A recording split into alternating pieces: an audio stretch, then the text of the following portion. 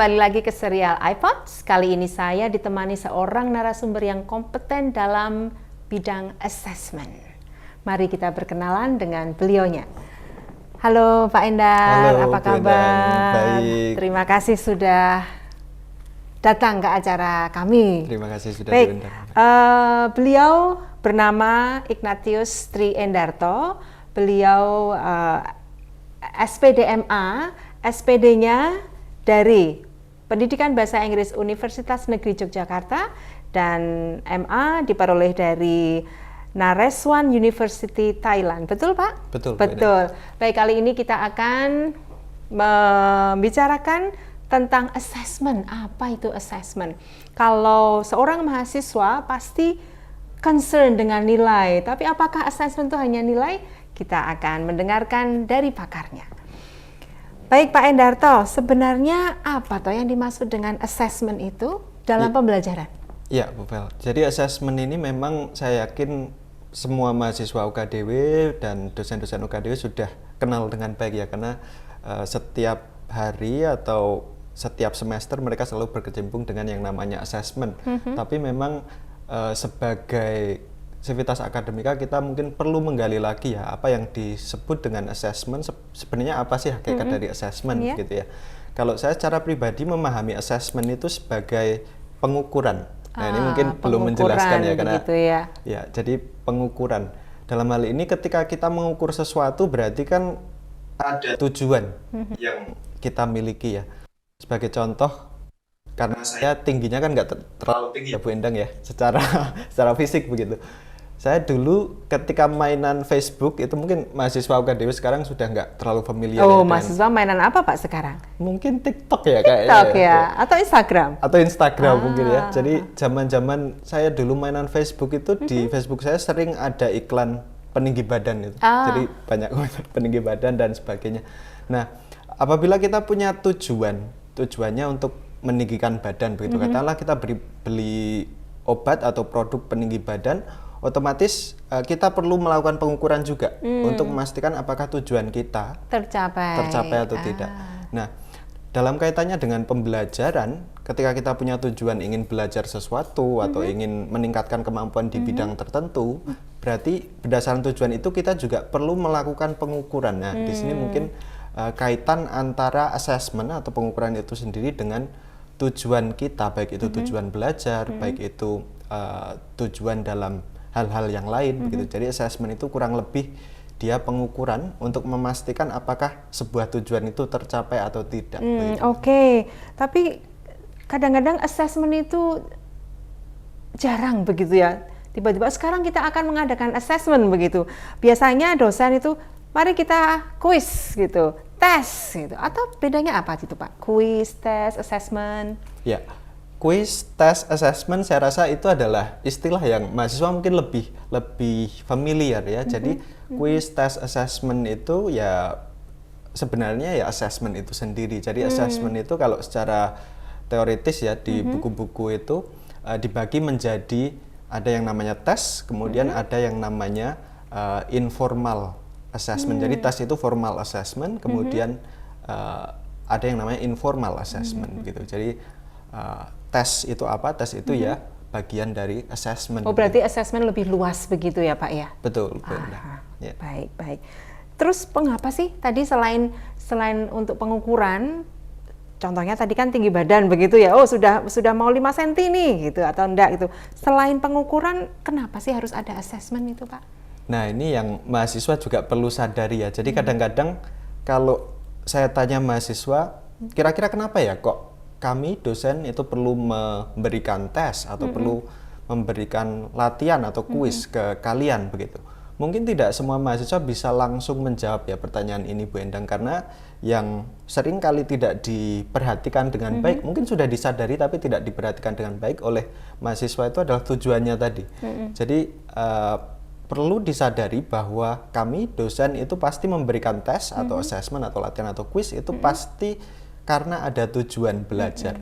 Nah, kalau kembali ke pertanyaan Bu Endang terkait kenapa sih kita perlu melakukan assessment. Jadi karena assessment itu adalah pengukuran dan kita punya tujuan belajar, kan mahasiswa kuliah di UKDW bukan tanpa tujuan ya. Mungkin ada yang ingin jadi guru pendidikan, guru bahasa Inggris begitu ya di masa depan nanti, atau mungkin ada yang ingin jadi programmer dan lain sebagainya.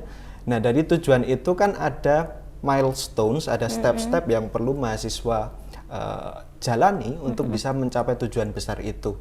Nah, untuk mencapai tujuan besar itu, nah ini sebenarnya bidang Bu Endang ya di bagian kurikulum begitu. Bu Endang tahu betul bahwa masing-masing prodi itu sudah punya kurikulum.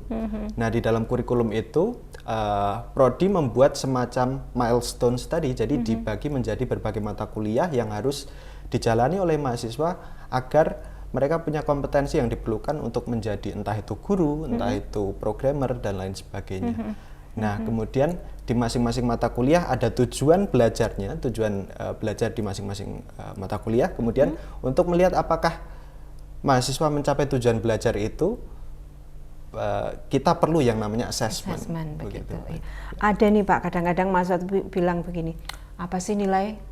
Nilai itu apa sih? Padahal assessment itu juga nanti berujung ke nilai begitu ya. Sebenarnya apa sih manfaatnya gitu selain hanya mendapatkan nilai begitu Pak? Dan tujuan belajar tadi ya? Dan tujuan belajar, ya. Mungkin saya langsung ke contoh ya Bu Endang. Jadi di kelas yang kebetulan saya ampu semester ini itu ada yang namanya research proposal writing. Nah, di kelas ini tujuan belajarnya adalah mahasiswa diharapkan mampu menghasilkan proposal yang nantinya akan mereka ajukan ya, proposal berarti bab 1 sampai bab 3 yang nantinya mereka ajukan untuk menjadi skripsi, proposal untuk skripsi begitu ya. Nah, dari sini kan dari tujuan belajar ini berarti harus ada capaian pembelajaran yang salah satunya itu luarannya adalah proposal itu tadi.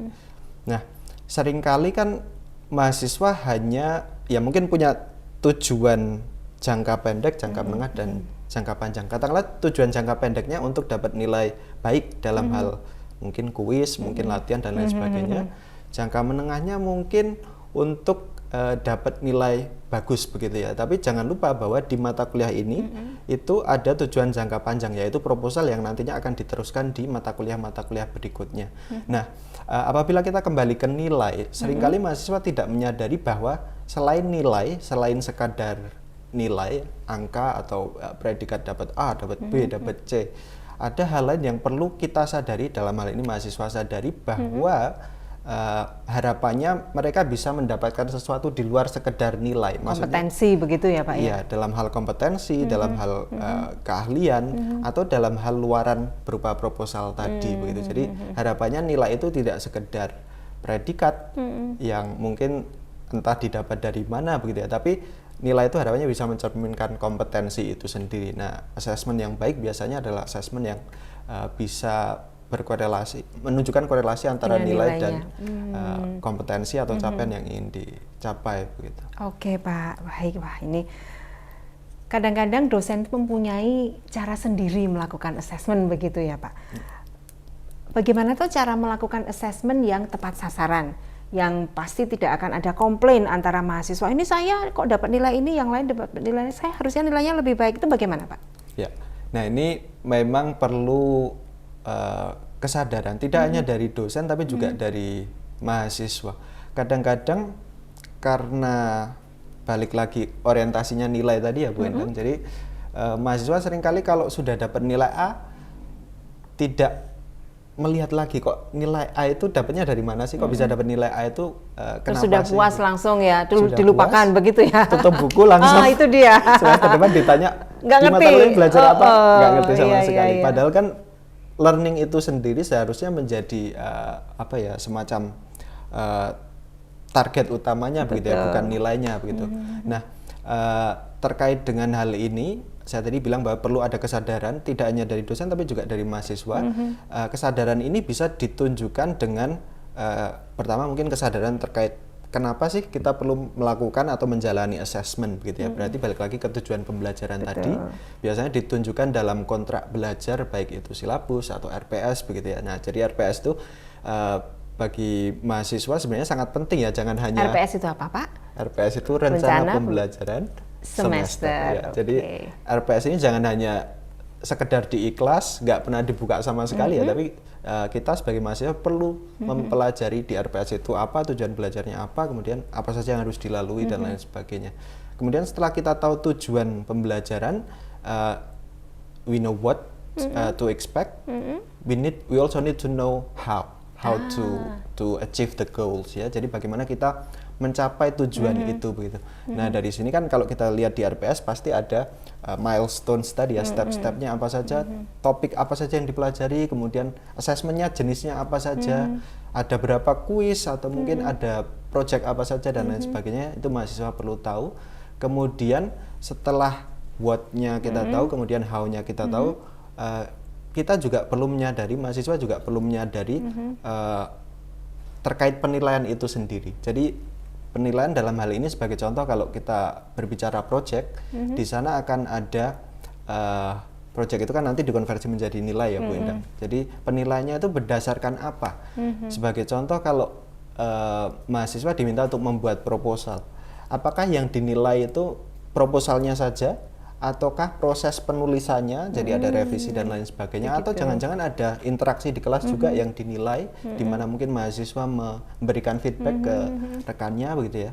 Jadi proses penilaian itu perlu diketahui oleh mahasiswa sehingga mereka nggak, oh dapat A ini dari mana ya, mereka nggak tahu sama sekali, tapi tahu asalnya dari mana. Kemudian sama mungkin feedback terkait nilai itu sendiri. Jadi kalau dosen, kami biasanya menyediakan, kalau kita ngomongin close-ended test atau assessment ya biasanya ada lembar jawab begitu ya, jawaban yang betul apa gitu.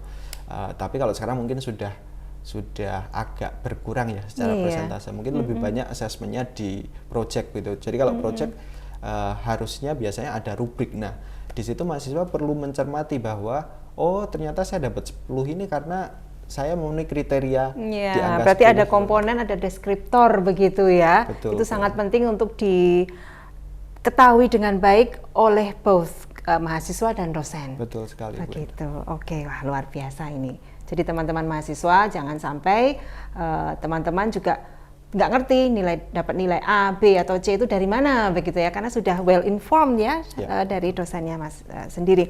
Ini Pak, menyikapi sekarang ini Pak.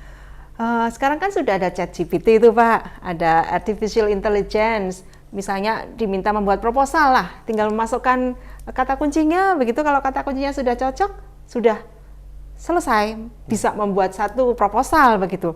Bagaimana nih cara mensikapi atau bagaimana assessment itu dilaksanakan dengan adanya AI ini Pak? Nah ini sebenarnya kehadiran AI ini memang merevolusi bahkan mentransformasi pendidikan kita ya. Tidak hanya mahasiswa yang mungkin dapat angin segar, quote unquote ya, angin dosen segar. Dosen juga ya.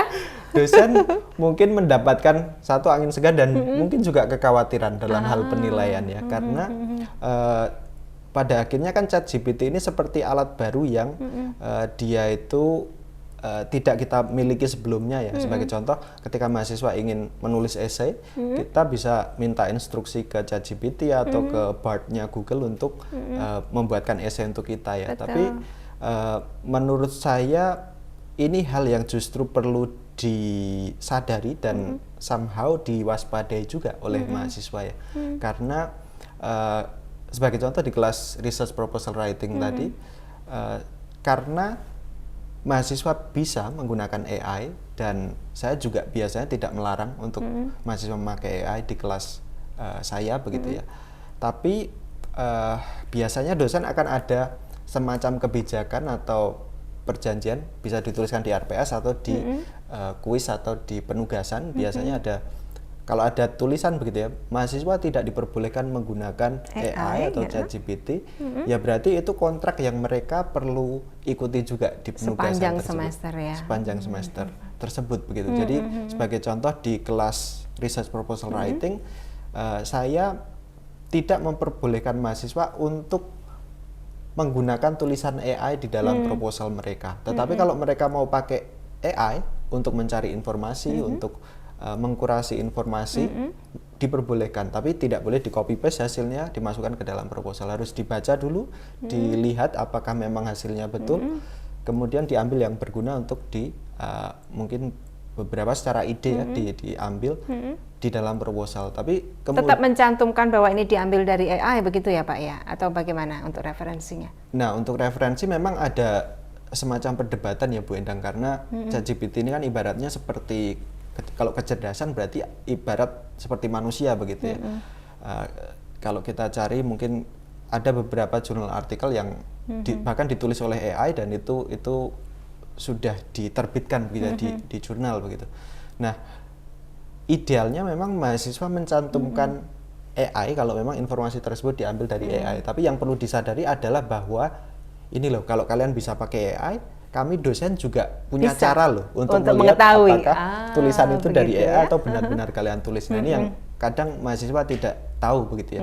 Jadi ketika mereka ambil tulisan itu ya idealnya seperti yang Bu Endang sampaikan tadi, mereka mensitasi ya bahwa tulisan itu dari ChatGPT begitu. Mahasiswa bisa cari di internet begitu ya. Baik. Oke, Pak, ini luar biasa ini Pak. Pembicaraan tentang AI ini memang sangat hangat-hangatnya begitu dimanapun mahasiswa, dosen, bahkan insan-insan lain di luar akademisi juga membicarakan tentang AI, ChatGPT salah satu contohnya. Nanti suatu saat kita juga akan ada di sini di iPods ya, satu rangkaian seri yang membicarakan khusus tentang ChatGPT atau AI ini dalam pendidikan ini ya. Wah, ini terima kasih sekali Pak, sangat enlightening begitu ya tentang assessment ini bagi mahasiswa dan juga bagi kita dosen. Tetapi karena waktu yang short begitu sehingga kita cukupkan sekian. Terima kasih sekali Bapak Ignatius Triendarto. Nanti suatu saat lagi kita akan mendatangkan narasumber yang lain ataupun Bapak Endar kembali untuk membicarakan hal-hal lain terkait assessment, terkait AI, terkait pembelajaran begitu. Sampai jumpa lagi pada iPod Series LPAIP selanjutnya.